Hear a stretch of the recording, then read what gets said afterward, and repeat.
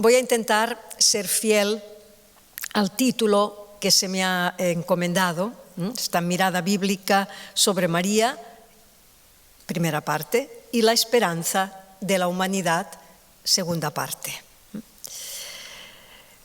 Si hay una palabra que ha resonado con fuerza desde el inicio de este año 2025, es sin duda la palabra esperanza.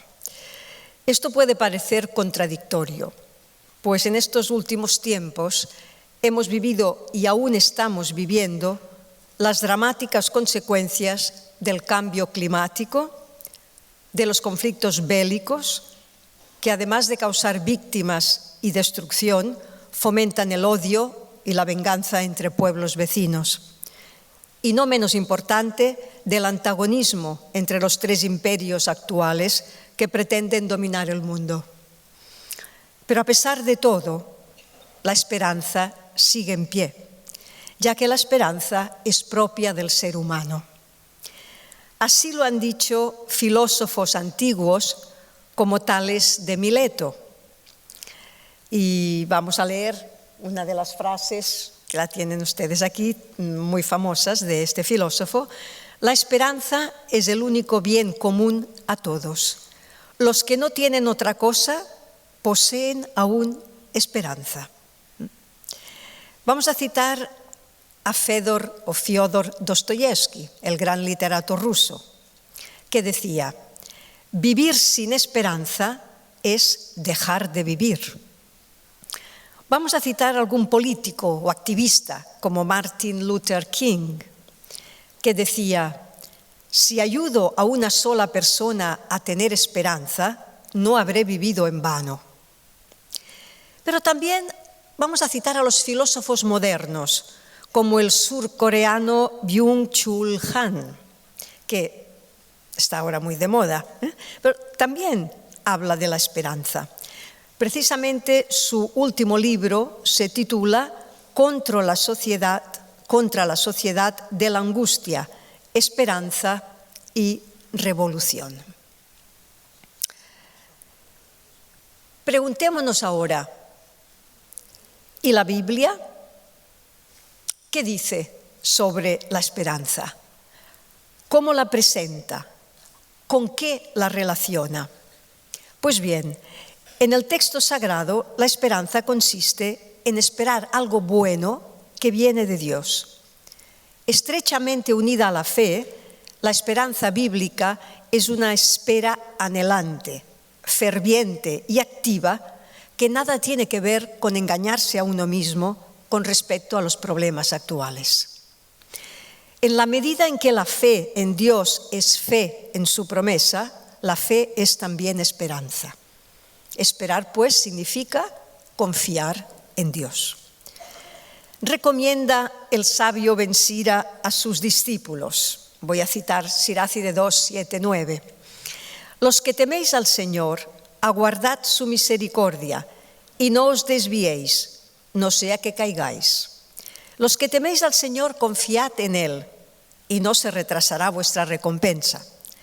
Los que teméis al Señor, esperad bienes, gozo eterno y misericordia. El camino de la esperanza, iniciado con Abraham, alcanza su meta en Cristo. Sin embargo, solo tendrá su plena realización en la parusía, al final de los tiempos. En el transcurso de este viaje, la Biblia presenta numerosos ejemplos de esperanza. Vamos a recordarlos así, digamos, como en flash. Los patriarcas y las matriarcas, los profetas y las profetisas, los salmistas, el justo Job, el sabio Daniel y tantos otros personajes bíblicos cuyas historias nos animan a esperar en un futuro mejor para nuestro pueblo y para toda la humanidad. Entre ellos, entre estos personajes bíblicos, ocupa un lugar privilegiado María de Nazaret, en cuanto mujer y madre de esperanza. Recordemos que Mater Spei Madre de la Esperanza, es una de las 3 invocaciones que por iniciativa del Papa Francisco han sido incorporadas en las letanías lauretanas que concluyen el rezo del Rosario. El nombre de María de Nazaret siempre se ha asociado a la esperanza, pero hoy este vínculo se hace más fuerte debido al momento histórico que nos ha tocado vivir. Un momento histórico que podríamos calificar como aciago. Hay muchas cosas buenas, sin lugar a duda, pero digamos que nuestro mundo está pasando por unas circunstancias realmente traumáticas, ¿no? Especialmente en algunos puntos de nuestro planeta. Por esto, hoy más que nunca, resuena con fuerza la invitación de Papa Francisco a rezar más a María como mujer, estrella y madre de la esperanza. La esperanza es, voy a utilizar una expresión de Michele Giulio Masciarelli, un hilo fuerte que ha regido la existencia de María hasta su cumplimiento en la Asunción gloriosa, de la que hemos oído hablar esta mañana tan bellamente. Ella puede mostrarnos, por tanto, el camino hacia el cumplimiento de toda esperanza. Y eso es lo que voy a intentar hacer en estos minutos que se me han concedido. Mi intervención va a constar de 2 partes. En la primera haré una breve presentación de María a partir de las Escrituras, única y exclusivamente a partir del texto evangélico. No voy a añadir nada, ni de la tradición, ni de los apócrifos, ni de las 1001 historias que este personaje ha suscitado. Y en la segunda abordaré la esperanza de la humanidad a la luz de su figura, sirviéndome de los escritos de algunos pensadores contemporáneos. Vamos pues con la primera parte, mirada bíblica sobre María.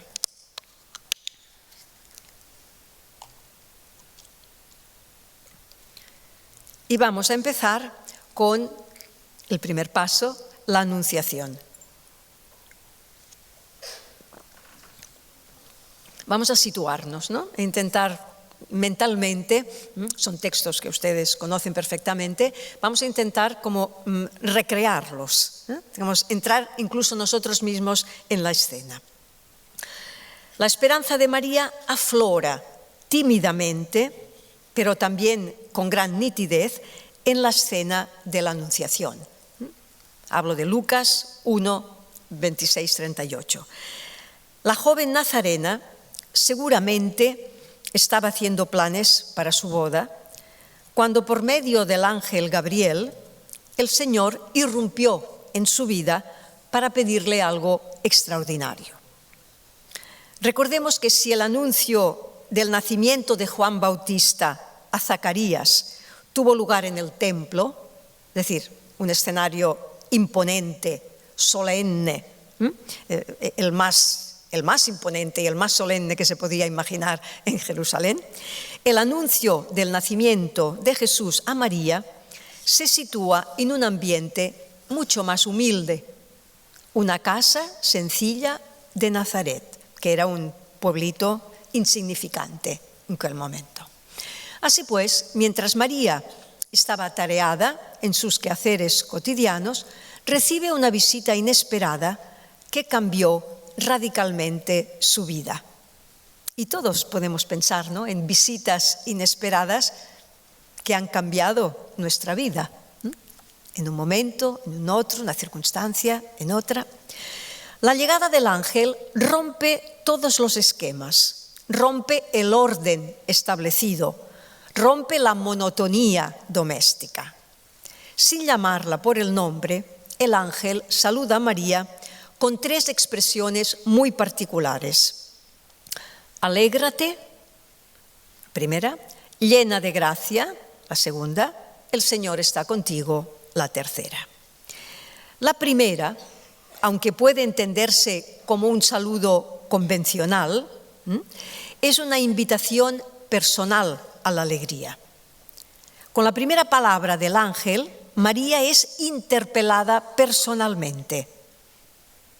Y fíjense bien que antes de que se le comunique el mensaje, ya se le indica cómo debe reaccionar. Alégrate. No sabe todavía lo que le van a decir, pero sabe cómo tiene que reaccionar, ¿no? Alégrate. Se la invita a reaccionar con alegría, es decir, se la invita a participar en aquello que se le va a anunciar con una profunda emoción interior. La segunda expresión, llena de gracia, expresa el efecto que la acción de Dios ha producido y sigue produciendo en María. Es decir, indica su condición especial como destinataria de la gracia, de la benevolencia, si ustedes quieren, del favor de Dios. La tercera expresión, aunque parezca un simple saludo, y así lo entienden algunos exégetas, es una fórmula que siempre aparece como la aseguración de una particular asistencia de Dios. Y por ello mismo hace referencia al contenido principal del texto, es decir, la vocación y misión de María. Es decir, que María puede contar con la ayuda incondicional del Señor. Así pues, antes de encomendarle la misión, el Señor se dirige a María, habla con ella, sin instrumentalizarla, con la dignidad y respeto que toda persona se merece. María no está sola, tiene al Señor a su lado. Una compañía que no es solamente, digamos, presencia, sino que es también ayuda y liberación. No son simples palabras. Si usamos un lenguaje técnico, diríamos son palabras performativas, del inglés performance, es decir, palabras que realizan aquello que dicen. No son palabras informativas que te quieren dar una información, digamos, que es externa a ti. No, son palabras que cumplen, realizan lo que están diciendo. La reacción de María es inmediata. Se turbó, dice el texto griego, a causa de la emoción provocada por las palabras del ángel y se preguntaba dentro de sí por el significado del mensaje recibido. Es decir, analicemos bien esto. Por un lado, la palabra escuchada la emociona. Y esto es algo normal, sobre todo cuando te habla una persona, digamos, a la que tú quieres, ¿no? Una persona amada. Pero por otro lado no entiende el mensaje recibido y por eso reflexiona interiormente antes de responder. Esto es de sabios, esto la literatura sapiencial lo repite incansablemente. La primera nota del sabio es que sabe escuchar, no hablar, sabe escuchar. Bueno, y de hecho María no responde. María no responde, o si ustedes quieren, no responde con palabras. El ángel toma de nuevo la palabra para explicarle la misión que Dios ha preparado para ella. La misión es la de ser madre de Dios, madre del Hijo del Altísimo.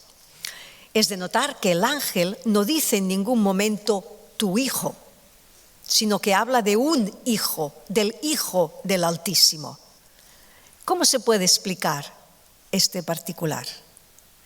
Pues bien, en cierta manera, el hijo de María no será su hijo, es decir, no será exclusivamente para ella, sino que será un hijo de Dios para el mundo. Se anticipa así una característica de su maternidad como misión, la desposesión del hijo que antes que nada es hijo de Dios. María pues será la madre de Jesús, el hijo de David, el Mesías. María quiere entender cómo el mensaje del ángel puede hacerse realidad dado su condición de virgen. Y esta pregunta, además, encaja muy bien con la presentación que Lucas hace de María. Desde el principio, ella aparece como una joven que escucha atentamente, reflexiona sobre lo que ha escuchado y trata de entenderlo. Es decir, absolutamente abierta a la palabra, desea comprenderla del todo y no interpretarla así, digamos, dejándose llevar de las propias imaginaciones. Después de un breve silencio, pide al ángel que le dé más explicaciones para poder entender mejor su anuncio. Ella no está del todo convencida, tiene que aclararse un poco más. El ángel intenta explicar el misterio a través de la acción del Espíritu Santo en María.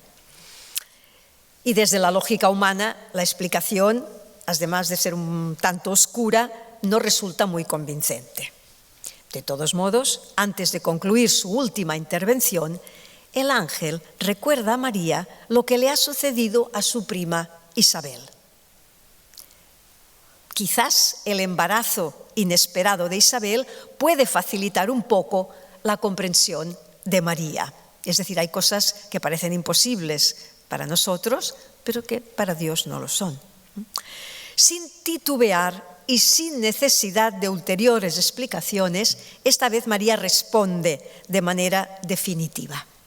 Apoyándose en la fe, abierta a la esperanza, se atreve a decir sí, aun cuando sabe, esto lo digo yo, o al menos intuye que el no le habría ahorrado muchos problemas. Su sí es total, sin condiciones, está dispuesta al servicio. Entonces resulta que una joven desconocida de un pueblecito desconocido ha hecho historia. Es más, yo diría, ha hecho posible que esa historia se realice en cada uno de nosotros.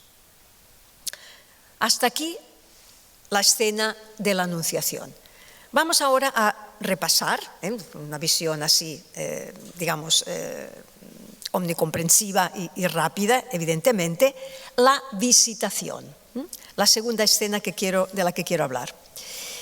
En la escena de la visitación, estamos ya en el mismo capítulo, Lucas 1, 39-45, la futura madre del Mesías es, en palabras de Macharelli, aurora de esperanza. Aurora de esperanza. En la reacción de María ante lo anunciado por el ángel, seguimos viendo en ella a una mujer totalmente libre, que se pone en camino sola hacia Judea. Esto lo decimos nosotros y no nos impresiona, pero en aquella época, en aquellas circunstancias, en aquel territorio, eso no era normal. El gozo que siente no cabe dentro de ella y se pone en camino hacia la casa de su prima Isabel, impulsada por la alegría que Dios le ha concedido mediante el anuncio del ángel.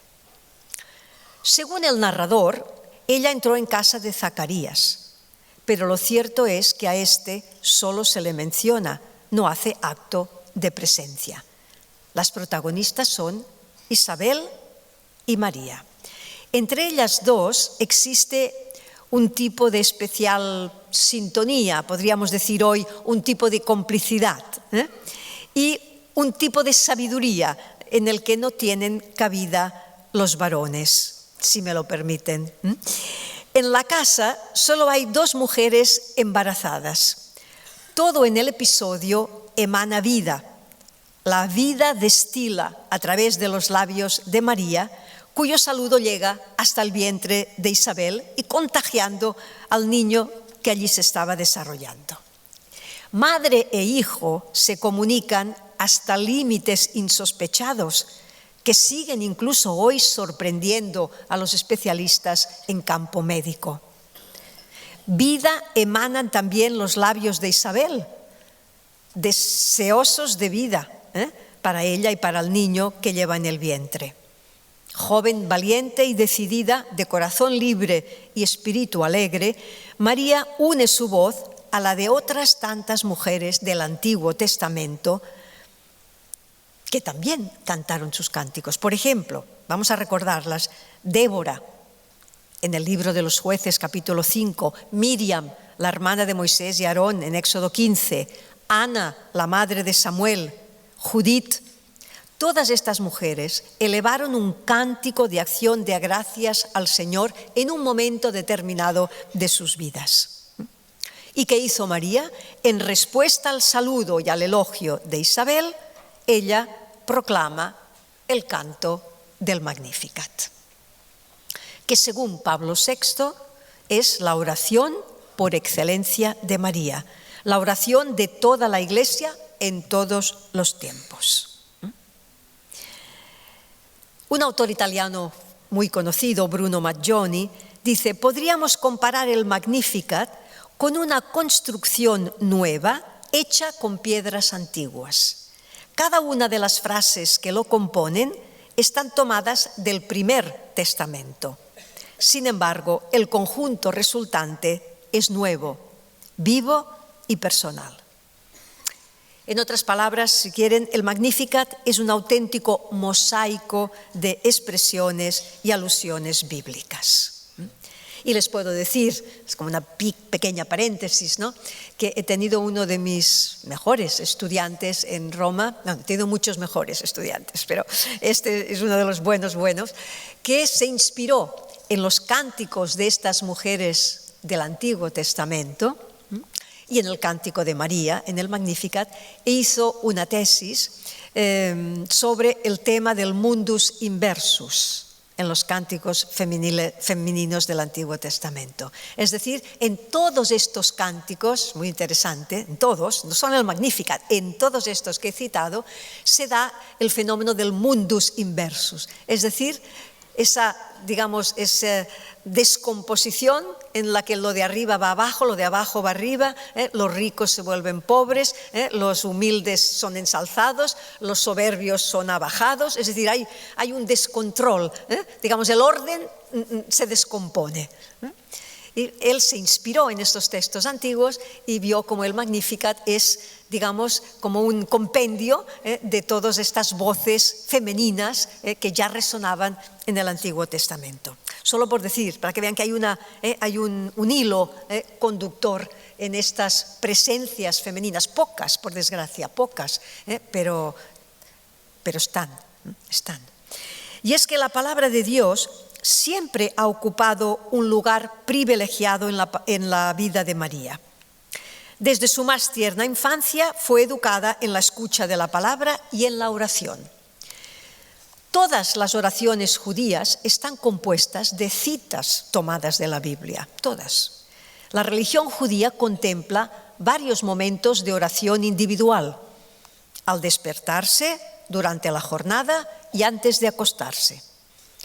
En la liturgia hebrea, el hogar es como un pequeño santuario donde se llevan a cabo 3 celebraciones principales.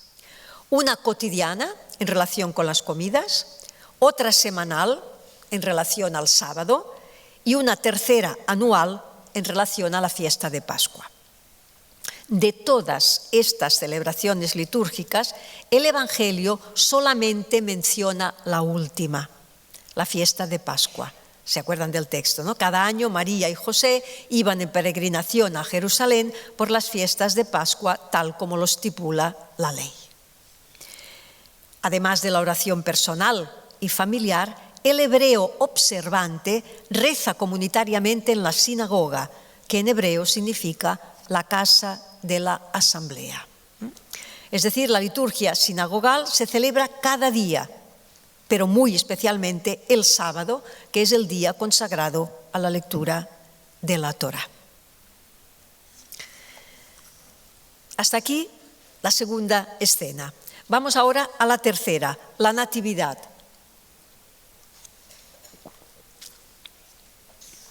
Recurro de nuevo a Masciarelli, que dice: en la Natividad, María es madre de la esperanza, porque es físicamente la madre de Cristo. Lo hemos escuchado esta mañana, ¿no? La luz de su fe y de su esperanza que ha iluminado la gruta de Belén será la misma que iluminará la gruta del sepulcro en Jerusalén. Ella será como una lámpara que brilla en un lugar oscuro, como leemos en la segunda carta de Pedro. Bien, el relato lucano del nacimiento de Jesús, ya estamos en el capítulo 2 de Lucas, se abre con un horizonte muy amplio. Lucas se refiere a un decreto de César Augusto, el emperador por excelencia, que ordenó hacer un censo en toda la tierra que él conocía. Así pues, el horizonte, digamos narrativamente hablando, abarca toda la tierra, todos los confines de la tierra. A continuación, nos invita a centrar progresivamente nuestra mirada, como en un zoom. De toda la tierra llegamos a Siria, donde gobierna Quirino. A continuación, la mirada se dirige a Galilea, después a Judea y por último a la ciudad de David llamada Belén. Y Belén es el punto final del relato. Belén, ciudad de David, hogar del pan, Betlehem, ciudad del pan en hebreo. En Belén encontramos a María, esposa de José, embarazada. Y en Belén sucede algo sin precedentes, aunque al mismo tiempo es algo sumamente natural.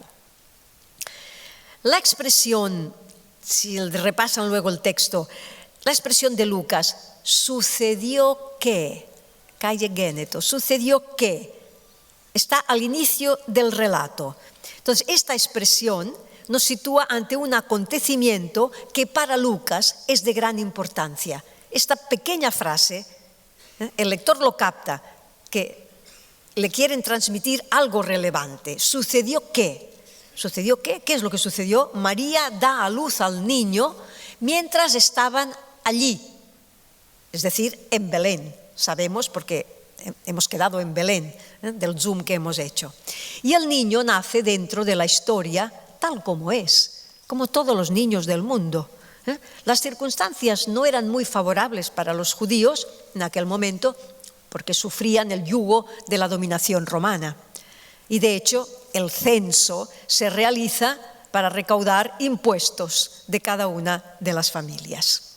Así pues, el niño nace en un momento difícil para su pueblo, nace en un contexto de esclavitud y de opresión. Sin embargo, nace como portador de paz. Por una parte, Augusto encarna el máximo poder y por otra, el Hijo de Dios, este bebé, encarna la máxima humillación. Porque sabemos que José y María no encontraron sitio en la posada y María dio luz, una especie de cueva, sin lo mínimo indispensable para aquella ocasión. María envolvió al niño en pañales, lo acostó en un pesebre. Voy a detenerme, si me lo permiten, en una palabra griega, la palabra pesebre, que se llama fatne en griego, fatne. Nosotros traducimos bien en pesebre. Pero no olvidemos que este término supone, es un término griego, pero supone un contexto cultural semítico y por tanto nómada de los pueblos que vivían en tiendas de campaña. Según el patrólogo Inocencio Gargano, no podemos pensar en el pesebre como un lugar fijo, es decir, como una construcción de ladrillos o de piedras, en aquel entonces, de piedras. Más bien debemos pensar en una alforja portátil o más bien en una doble alforja que se monta a horcajadas sobre el caballo, sobre el mulo, de modo que cuelga a derecha e a izquierda del animal. En un lado de la alforja se colocan las herramientas de trabajo y en el otro las provisiones. Según Gargano, Jesús yace en esta parte de la alforja, la más limpia, la que suele utilizarse para almacenar los alimentos. Imaginemos esto, ¿no? La imagen de Jesús acostado en el pesebre, entendido de esta manera, y envuelto en pañales, es una especie de, nosotros decimos una prolepsis, un flash anticipatorio que nos conduce por un momento a la muerte y sepultura de Jesús. Estamos en el nacimiento, pero para Lucas estamos ya al final de la vida de Jesús. Los pañales son bandas blancas que recuerdan las vendas con las que se envolvió el cuerpo de Jesús, que yacía en el sepulcro. El pesebre recuerda la tumba donde fue depositado el cuerpo de Jesús. Lucas tuvo una extraordinaria perspicacia que nos permite conectar inmediatamente la Navidad del Señor con su deposición en el sepulcro y con su resurrección. O sea, los pañales del niño son las mismas vendas del sepulcro del Señor, y el cuerpo del niño de Belén, depositado en el pesebre, es el mismo cuerpo de Cristo crucificado que se entregó por la humanidad. Esta visión los artistas la han captado. Si se fijan en muchas iconas orientales, encontrarán esto que les estoy diciendo representado de manera pictórica. Bien, llegamos a la cuarta escena, número 4, el corazón de María. Al final del episodio que narra la visita de los pastores, estamos ya en Lucas 2:19, Lucas nos ofrece una información muy importante que repetirá con una ligera variante en el episodio del niño perdido y hallado en el templo. Es esa frase que todos conocemos: María, por su parte, guardaba todas estas cosas meditándolas en su corazón. Con estas palabras, Lucas presenta a María, junto con José y el niño, como el arquetipo de la interioridad, o si ustedes quieren, de la reflexión, de la introspección, de la meditación, incluso podemos decir. Nuestro texto dice que María guardaba estas cosas en su corazón. Y yo les voy a preguntar, preguntémonos, porque los textos, hay que preguntar a los textos, ¿qué eran concretamente estas cosas? ¿No? Estas cosas, tarrémata, dice el texto, ¿no? ¿Qué eran estas cosas? ¿Qué guardaba María en su corazón? ¿Cuál era el objeto de su meditación? La traducción española, castellana, todas estas cosas, traduce bastante bien la expresión griega, tarrémata, que es un neutro plural, es decir, cosas, cosas. El sustantivo rema significa cosas, sí, pero es que el sustantivo rema significa palabra también. Palabra y cosa. Palabra y hecho. Palabra y acontecimiento. Palabra y evento. Pasa lo mismo en hebreo, es curioso. Hay algunas coincidencias, lo mismo pasa. Es decir, que todas estas cosas son todos estos eventos, todas estas palabras, todos estos acontecimientos, es decir, el misterio que envuelve a la joven de Nazaret desde la Anunciación. Es un misterio y ella lo ha percibido, que hay algo que sale de lo normal. Es lógico pensar que las palabras de los pastores sobre el nacimiento del niño suscitaron en María una oleada de vocaciones más amplias, una oleada de recuerdos más amplios. Contemplando a Jesús en el pesebre, María recuerda el anuncio del ángel, la noticia de la prodigiosa fecundidad de Isabel, recuerda la visita a su prima, el viaje a Belén, recuerda el nacimiento y recuerda la visita de los pastores. Es decir, estas son las cosas, acontecimientos que María guardó en su mente después de oír la noticia de los pastores. Ahora bien, no todo está aquí. El anuncio de los pastores es, de hecho, un mensaje pascual, porque informa de lo que la Iglesia apostólica entendió del nacimiento de Jesús según la carne, después que Jesús resucitara de entre los muertos. Entonces, a Lucas le gusta presentar a María entre los numerosos discípulos que recibieron el anuncio pascual de labios de los pastores, es decir, de los testigos autorizados de la resurrección, que eran ante todo los apóstoles. Y a la luz de esta revelación decisiva, ella recordó las circunstancias del nacimiento de Jesús, llegando a interpretarlas según aquella plenitud de sentido que solo podía venir del misterio pascual. Estoy intentando decir que no se puede entender el nacimiento de Jesús, la natividad, si no es a la luz del misterio pascual de Cristo.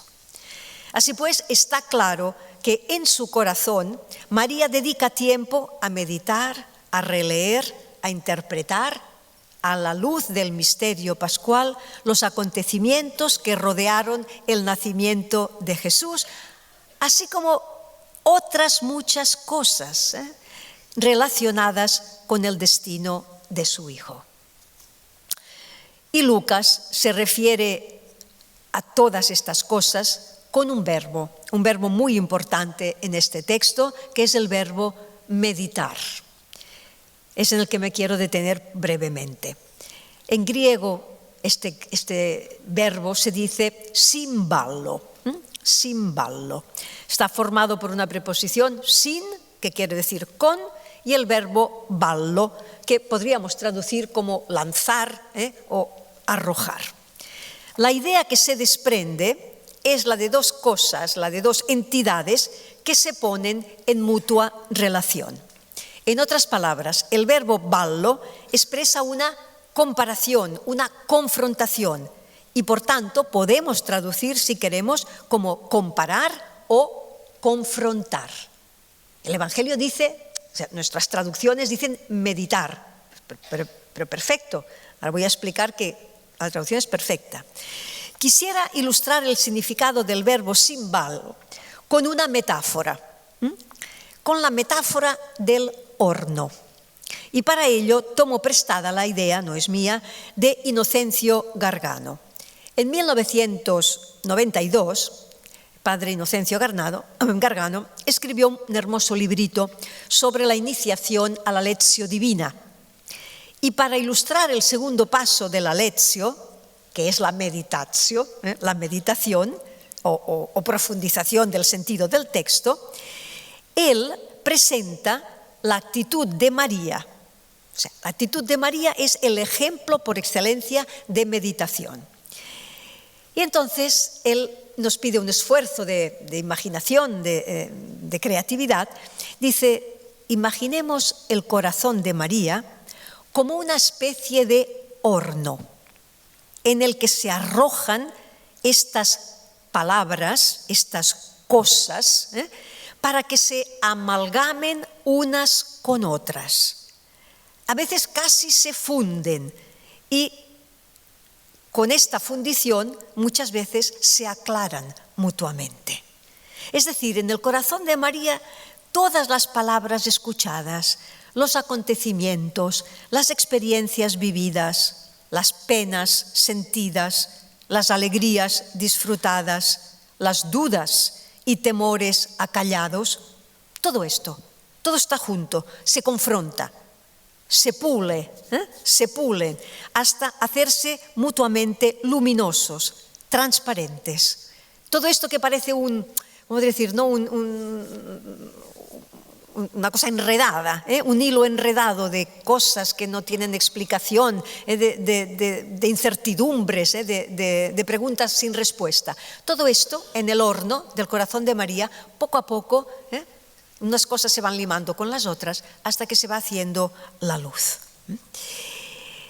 En conclusión, María, aún sin estudios, porque no los tenía, lleva a cabo una actividad hermenéutica, puramente hermenéutica en el sentido moderno, una verdadera interpretación de los rémata, de esas cosas, palabras que marcaron su vida como madre del Hijo de Dios.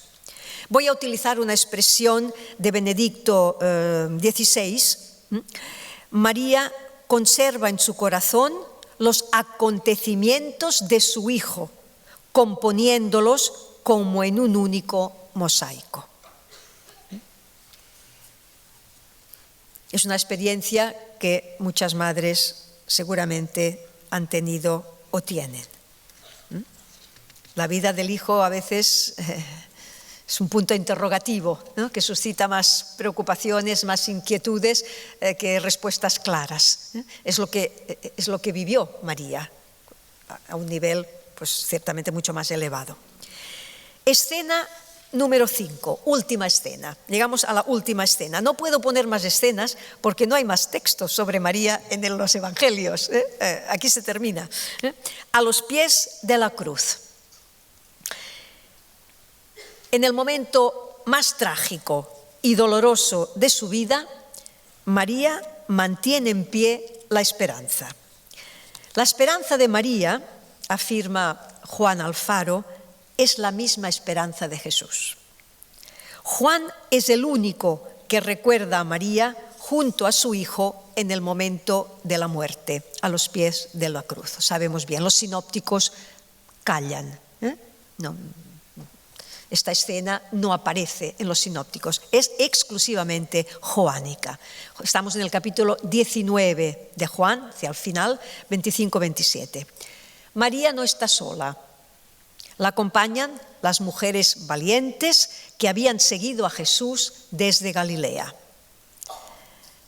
Reflexionemos un poco sobre estas mujeres valientes. Ellas no podían hacer nada.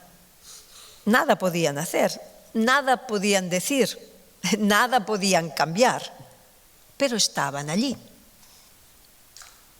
Estaban allí, contemplando, amando, sufriendo y callando. Como tantas mujeres en nuestros días, que de tanto sufrir y callar se han acostumbrado a los golpes, al dolor y al silencio. Sin duda la que más sufría era María, porque era la madre del crucificado. Comenta Papa Francisco en una catequesis sobre María, Madre de la Esperanza: las madres no traicionan, y en ese instante al pie de la cruz, ninguno de nosotros puede decir cuál haya sido la pasión más cruel, si la de un hombre inocente que muere en el patíbulo de la cruz o la agonía de una madre que acompaña los últimos instantes de la vida de su hijo. Los evangelios, como les digo, lamentablemente son lacónicos y extremadamente discretos. Reflejan con un simple verbo la presencia de la madre. Lo hemos oído esta mañana. Ella estaba, del verbo ser, imperfecto, estaba. Juan 19:25, ella estaba. Y aquí cabría una gran reflexión que no la vamos a hacer, ¿no? La importancia del estar. A veces nos preocupamos, no a veces, a menudo, ¿no? Del hacer, del decir. Desde luego que hay que hacer y hay que decir, pero sobre todo hay que estar. Hay que estar en el sitio, en el momento oportuno, en el lugar oportuno, al lado de la persona que lo necesita. Pero no hablar y prometer. Hay que estar. Esa es la misión, estar. María estaba, nada más. Y las mujeres valientes estaban. Como he dicho, nada, no podían hacer nada. Sufrir, callar, pero estaban. Es la presencia. Juan.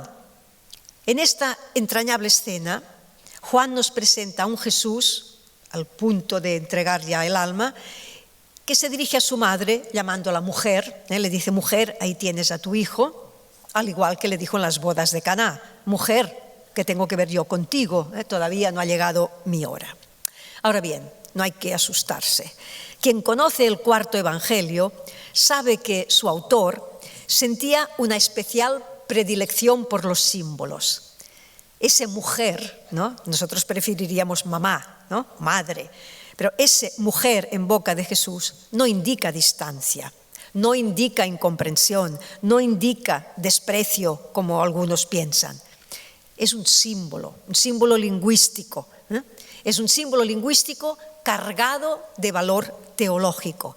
Es decir, es una palabra que lleva dentro de sí una fuerza teológica fortísima, impactante, y que la vemos, digamos, cómo continúa el texto. El encargo confiado al discípulo tampoco está claro. ¿Se trata simplemente de darle un techo a la madre de Jesús, una viuda que se ha quedado sola desde hacía tiempo, o hay que sobreentender algo más? Fíjense que los personajes son anónimos. María no viene llamada María. María es mujer, madre, Y digamos que tampoco hay nombre de Juan, es hijo. No hay ningún nombre propio. Es decir, el carácter anónimo de los dos personajes a los pies de la cruz indica que el autor se interesa por ellos no tanto en cuanto a personas individuales, sino en cuanto a la función que realizan. Por eso el nombre no importa. En otras palabras, desde la óptica del evangelista, la madre de Jesús y el discípulo amado, nosotros sabemos que es Juan, se convierten en esta escena en un paradigma, en un modelo, en un tipo de categoría. María, sin dejar de ser la madre de Jesús, simboliza la Iglesia, que también es nuestra madre, también lo hemos oído esta mañana. Y Juan, sin dejar de ser el discípulo preferido de Jesús, representa a todos los discípulos, a todos los que han optado seguir su camino. Así pues, las palabras de Jesús, ese es tu hijo, esa es tu madre, no expresan simplemente la preocupación de un hijo que está a punto de morir, la preocupación que siente por la madre que va a quedar sola, sino algo mucho más profundo que nos afecta a todos los creyentes al menos. A partir de ese momento, entre María, tu madre, y Juan, tu hijo, nace una nueva relación espiritual, querida e instaurada por Jesús, que permanecerá para siempre. En conclusión, los textos que nos han llegado no nos permiten reconstruir la figura de María tal como nos gustaría. No nos permiten reconstruir su vida tal como nos gustaría. Los evangelios son parcos en palabras y nos saben a poco. Quisiéramos saber más de ella, de su vida, de su familia, de sus sentimientos, pero en el evangelio no está. En los libros apócrifos hay algunas historias, ¿no? Historiacillas, que adornan un poquito más todo. El retrato de María es, digámoslo así, como un prisma, cuyas caras siguen estando en su mayoría veladas. María es un misterio, y lo será, lo seguirá siendo, que se esconde en las líneas del texto. Bueno, hemos llegado a la primera parte. Vamos a dejar por un momento, cierto modo, digamos, esta reflexión más de tipo exegético bíblico, y ahora quisiera pasar al segundo momento, más breve, que le hemos puesto por título La esperanza de la humanidad.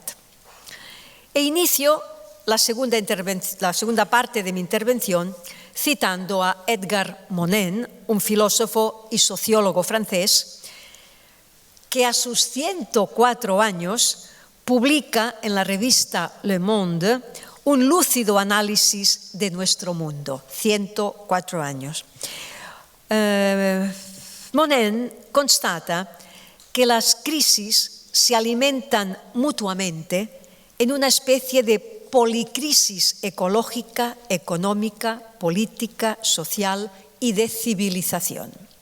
Según él, hoy estamos viviendo la policrisis de una humanidad que no consigue ser humana, debido a lo que hemos dicho antes, a la multiplicación de las guerras, al calentamiento del planeta, el auge de los regímenes autoritarios.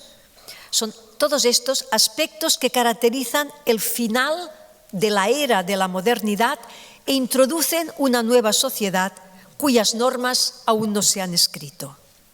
Casi a modo de profecía, el filósofo dice, frente a la policrisis que atraviesa la humanidad, la primera resistencia es la del espíritu. Y es precisamente la fuerza del espíritu, esta vez en mayúscula, que inspira al filósofo y teólogo Francesc Torralba y Rosselló, quien desde una profunda experiencia de fe, y lo sabemos, después de haber perdido a un hijo de 26 años en un trágico accidente de montaña, sigue esperando contra toda esperanza. Este año, en el portal de internet Catalunya Religió y con motivo del Jubileo de la Esperanza, Torralba publicó su felicitación de Navidad. Se lo pidieron los de Catalunya Religió y él lo hizo. Y en realidad su felicitación de Navidad es un canto de esperanza. Después de leerla, pensé que podría ayudarme en mi reflexión y de hecho así ha sido. Por lo tanto, a continuación les voy a presentar esta felicitación en pequeños fragmentos y los relacionaré con la experiencia de María de Nazaret, con el objetivo de contribuir, en cuanto posible, a avivar y sostener la frágil esperanza de la humanidad. Vamos a empezar, poquito a poco. Es breve, no sufran que no es muy largo. Escribe Torralba: la esperanza no es ingenuidad, porque conoce la contrariedad y no se desmorona ante la adversidad. No es la actitud pueril de quienes creen que todo es fácil, suave y siempre va cuesta abajo. La virtud de la esperanza sabe que el bien es difícil y que nunca se resuelve de inmediato. En la Anunciación, el ángel se comunica con una chica joven y sencilla, pero no ingenua, pero no simple, no pueril, todo lo contrario. Desde el primer momento, María se ha mostrado, lo hemos visto, atenta, receptiva, respetuosa y, lógicamente, sorprendida ante el mensaje recibido. Y hemos visto que su reacción ha sido, por una parte, emotiva, lógicamente, y por otra, reflexiva. Sus palabras han sido pocas, poquísimas, y sopesadas, inteligentes. Sin entenderla del todo, pero percibiendo la importancia de la misión que se le encomendaba, María opta por el sí incondicional. Y aunque en su interior intuye que el futuro no será fácil, que habrá dificultades en el camino y que le llevará su tiempo captar la envergadura de lo que Dios le pide, se abre conscientemente a la esperanza. María ha creído, ha dicho que sí, que acepta y por lo tanto espera poder cumplir lo prometido.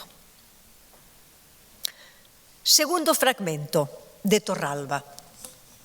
La esperanza no es pasividad, al contrario, es lo contrario, es la fuerza motriz. Pone en movimiento al creyente, precisamente porque cree que el bien difícil es posible. Se arremanga y se lanza al barro, con todas las connotaciones que esto puede tener. Quien cree que no hay futuro o que el futuro será tan negro como el pasado, sucumbe a la pasividad e, en última instancia, al cinismo. Vamos a María. Después de aceptar la propuesta divina, María no reacciona pasivamente, esperando que le ocurra algo más, o que el ángel la vuelva a visitar otro día, para darle ulteriores explicaciones sobre cómo se tendría que comportar en ese caso. No, su alegría es tanta y tan profunda que siente la necesidad de compartirla. Hemos visto que por eso se pone inmediatamente en camino, decidida a recorrer, ahora sí que se lo digo, a recorrer como sea, los 6 kilómetros que la separan de la casa de su prima Isabel, que vive en una región montañosa al oeste de Jerusalén. La distancia, los peligros, las dificultades del camino no le importan, ni siquiera los tiene en cuenta. El Evangelio no dice nada de esto. Solo quiere correr para abrazar a su prima y darle la buena noticia. Y eso es lo que hace. Imaginamos que cogió lo mínimo indispensable para el trayecto y se puso en marcha, ahora sí que cito el Evangelio, con prontitud. Literalmente el Evangelio dice esto, con prontitud, es decir, con el deseo de llegar lo más pronto posible. Estaba ansiosa por llegar y comunicar esa noticia. Siguiente fragmento de Torralba. La esperanza no es un cálculo de expectativas ni un ejercicio basado en probabilidades. Es creer que lo humanamente imposible puede hacerse realidad por obra de Dios. Es confiar en que para Él todo es posible. Por tanto, trasciende las predicciones que intentamos hacer basándonos en el presente. La esperanza es creer que lo inesperado puede hacerse realmente presente en el espacio y en el tiempo.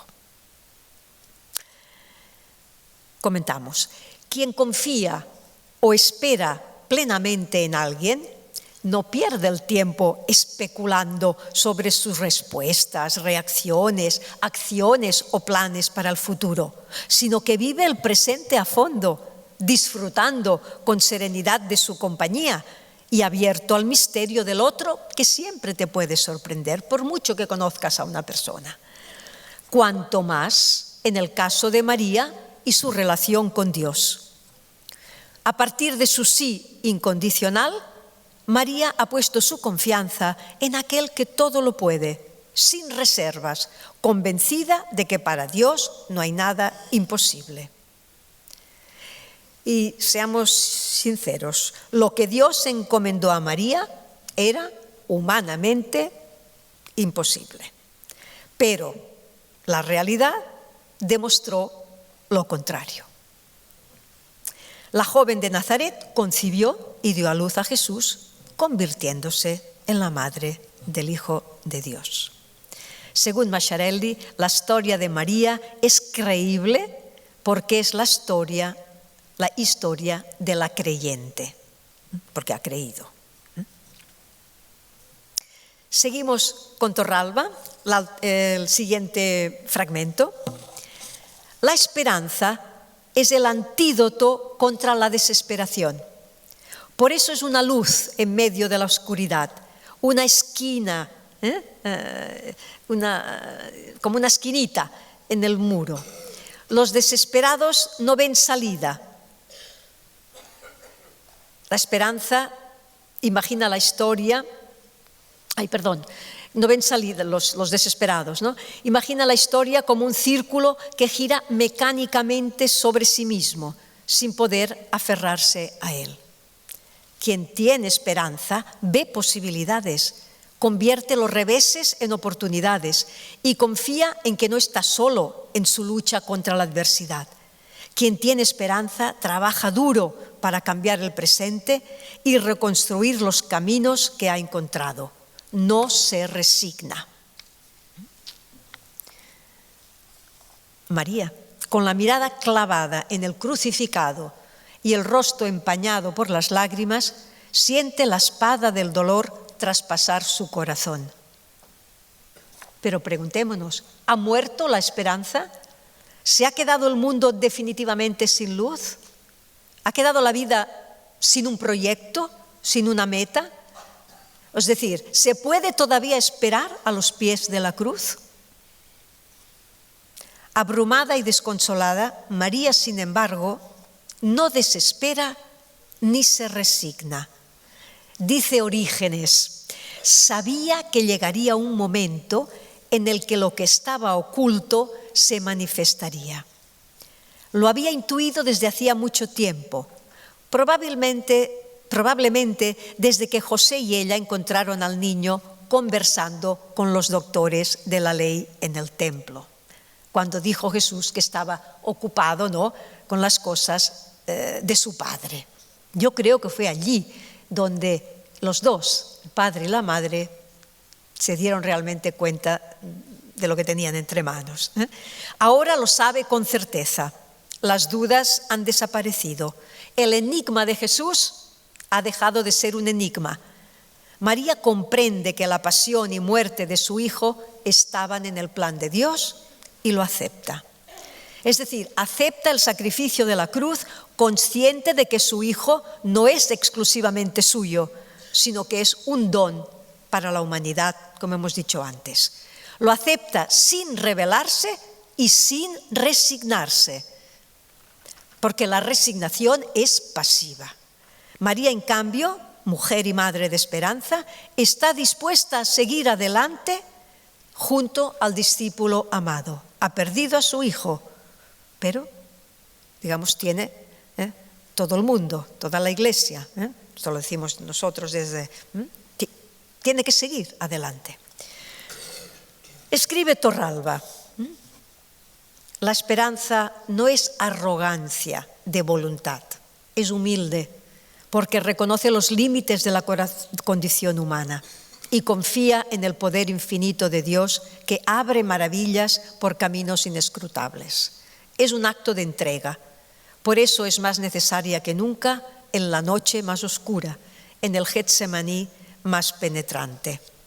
Yo me imagino lo que él estaba sufriendo interiormente, ¿no? Cuando escribió estas palabras, porque él estaba pasando un verdadero Getsemaní. La esperanza es humilde, pero hoy en día, ustedes lo saben, la humildad no está bien vista, pues a menudo se considera una debilidad. Ser humilde, ser una persona floja, débil. Nuestro mundo no quiere personas débiles, sino hombres y mujeres, ¿no?, triunfadores, fuertes y poderosos, inalcanzables, imbatibles y rodeados de glamour. Eso es lo que se vende por ahí. La Biblia, en cambio, nos enseña el valor de la humildad y los males que trae consigo el orgullo, la soberbia, la arrogancia. Las páginas bíblicas ponen de manifiesto la predilección de Dios por los pequeños, los humildes, los que no sobresalen, los últimos. María de Nazaret pertenece a esta categoría. Nunca una palabra, nunca un gesto, nunca una actitud arrogante. Conoce sus capacidades, pero también conoce sus límites. Pero estos límites no le impiden ponerse en manos de Dios con una actitud confiada y llena de esperanza. En cada una de las etapas de su vida, desde la Anunciación, digamos, hasta Pentecostés, que ya no hemos contemplado nosotros, se ha dejado guiar por las indicaciones divinas con total disponibilidad. Y último fragmento de Francesc Torralba. Los seres humanos somos precarios, vulnerables y frágiles. Constatamos diariamente nuestra impotencia ontológica. Cuando todo falla, cuando la muerte inunda las calles enfangadas, no hay palabras para consolar. En la más penetrante de las noches, la única esperanza que nos queda es confiar en la palabra en mayúscula que desde el infinito nos ha sido revelada. Esta palabra es luz, promesa de vida plena, bálsamo para el que sufre y fuente de sentido para quien está hundido en la miseria. Esta palabra ha sido revelada desde tiempos inmemoriales, pero ha entrado plenamente en el gran escenario del mundo en la persona de Jesús. Se ha hecho carne. Esta es la paradoja de las paradojas, el verdadero poder, dice él, de la Navidad. Dios no desapareció en la noche oscura, no dio la espalda a la paciencia, se hizo presente en medio del mundo, tomó forma de siervo. Este Verbo encarnado que quema la razón nos llena de fuerza y al mismo tiempo de esperanza.